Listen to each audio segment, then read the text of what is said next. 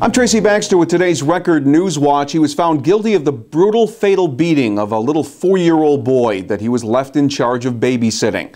Today, 32-year-old Cory Byrd learned his fate. In Orange County Court today, the 32-year-old Newburgh man was sentenced to 50 years to life in prison for killing little Marc Bookal back in December of 2009. Byrd received a 25 years to life sentence for the second-degree murder conviction and 25 years to life for evidence tampering, with the sentences to run consecutively. Marc's mother and father talked with reporters after the sentences were handed down. I wish they had a death penalty in New York, but finally I could say justice was served for Marc Bookal, and I'm happy we could move on from here, try to have some closure. It's been rough for the past since '09, and finally my heart could be at peace. Justice was served for my son. I trusted him so that I could provide for my family and not have to worry about everyone else doing something to my kids, and he was the one that was the closest. Cory Byrd's attorney, Joseph Brown, called the 50 to life sentence excessive, and he says an appeal will be filed. Reporter Heather Yankin will have more details here at Record Online and in tomorrow's Times-Herald Record.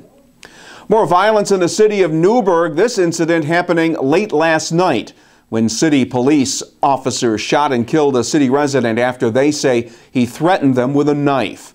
Police had a warrant for the arrest when they spotted 22-year-old Michael Lemphard walking on Liberty Street. He ran into a Liberty Street apartment house where the confrontation occurred. According to police, Lemphard was shot and killed after he threatened them with the knife. He was pronounced dead at St. Luke's Cornwall Hospital. Angry relatives and residents gathered at the scene, heightening tensions overnight. Officers involved in the shooting are to be placed on administrative leave pending an investigation by the Orange County District Attorney's Office. A fire of as yet undetermined origin badly damaged the residents in the city of Middletown this afternoon. The blaze broke out on the second floor of the Martin family home at 29 Little Avenue and spread to the attic. Other parts of the house sustained heavy smoke and water damage.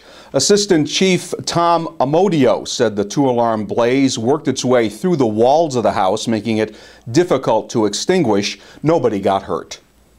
The last of the suspects tied to a fatal shooting in Kingston has pleaded guilty to a felony conspiracy charge. 25-year-old Russ, a member of a local street gang, made the plea as an evidence hearing was to begin in his case.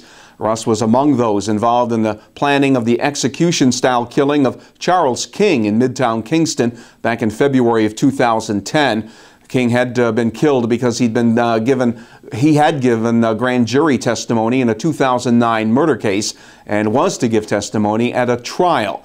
Trevor Matisse and Gary Griffin were convicted of first-degree murder for carrying out the hit. Russ faces up to 25 years in prison when he is sentenced next month.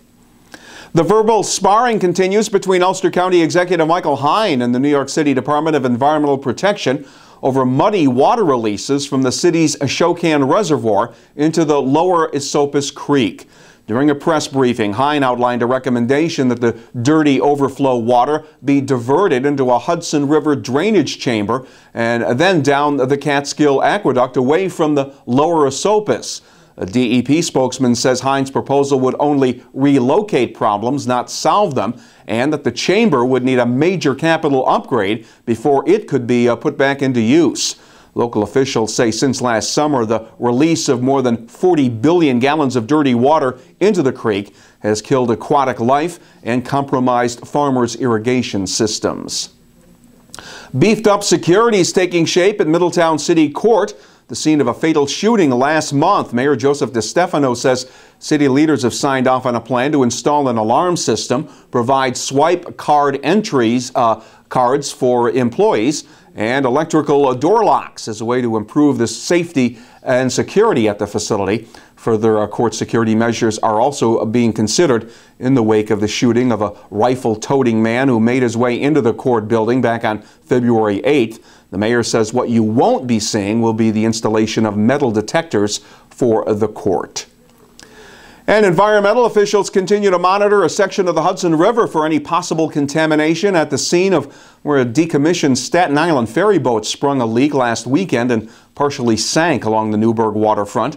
Divers determined the retired vessel that had been taken to a Newburgh shipyard was resting on the river bottom. A Coast Guard official reported that a small amount of fuel did leak into the water, but was cleaned up. The leak was in the process of being patched up, but it could take a couple of weeks to refloat the boat. Won't be quite as warm out there on Friday, but I doubt anyone will be complaining. It'll be partly cloudy.